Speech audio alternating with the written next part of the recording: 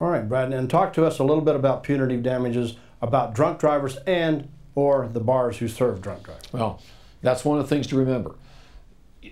Somebody gets hurt, they come into our office, they say the other side was drunk, so I should be able to collect money. As I stated earlier, that's not necessarily true. You have to prove they were negligent. Then you say, well, the insurance company should pay me more because that person was drunk. The insurance company normally will not do that. As a matter of fact, they'll make it clear to you. We don't pay because that person was drunk. We pay based on their negligence and on your injuries. If you want money based on that person being drunk, then you have to get what's called punitive damages. And punitive damages are not covered by insurance companies. They will not pay those damages. So you have to decide at that point whether you're going to go after the person, whether they have any assets. You can't get punitive damages on your underinsured motorists or your uninsured motorists. You may, under certain circumstances, be able to get punitive damages from the bar that served this person. In our previous example, if it's been 2 hours since that person was served and they're at a .31, chances are they're as high as a .4 when they walked out of that bar. That's terrible. That's a willful and wanton or a reckless disregard for the rights of the public to serve somebody that degree of alcohol and have them get out and go get in their car. You may also have that available if they've been serving minors or if a liquor store has been giving alcohol to minors and these minors are getting drunk and going out and hurting the public or getting drunk and hurting themselves. That becomes a punitive situation where, as a society, we want to punish or hold that person or that entity out as an example so they won't do it again, and others in a similar situation, other bars look and go, we don't want to be serving somebody or making them drunk or over-serving them and letting them go out and get in their cars. Remember, the bartender always has the option to pick up those keys and say, you're not going anywhere, we're calling you a cab, and not letting them drive. There's a lot of information to retrieve, a lot of information to assemble, and sometimes a very short time frame within which to do it. If you've got drunk driving involved in your accident where you've been hurt or where a loved one has been hurt or somebody's been killed, it's vital you contact an attorney somewhere, that you get information, that you learn about what's going on. Mothers Against Drunk Drivers is a very good resource, but it's a resource that you need to couple with people who are going to make sure that your claims are preserved and all of them are preserved. Remember what I said, you've only got 1 year to file that lawsuit against the entity or persons who supplied the alcohol.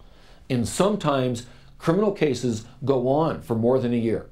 And you're left trying so many different ways to learn where that alcohol was served, who served the alcohol, and a lot of times you're going to have to file a lawsuit to preserve your rights without knowing the exact name of the entity. And if an injured person hires an attorney, sometimes that attorney can work with the district attorney, the prosecuting attorney, to try to get information.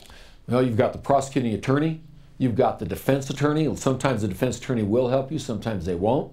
It's important that you make sure that if they refuse to cooperate and tell you this kind of information, you show up at the criminal hearings, you show up at the sentencing hearings.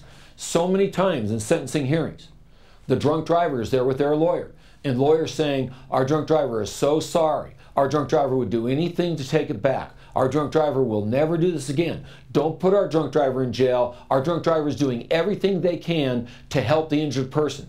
They would gladly trade places with the injured person.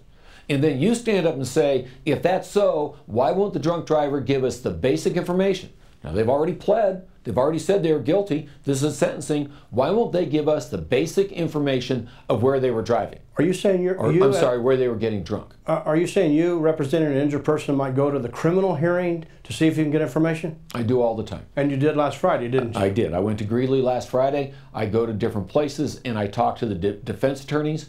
I always make sure the restitution is submitted because the drunk driver is responsible for restitution. The judge can't complete the sentencing until restitution is addressed. So you have to make sure you get that involved with the judge. You stand up in front of the judge and you tell the judge, some of this restitution could be addressed if we just knew where they were drinking. In this case, it was a minor who was very, very drunk at the time of the accident.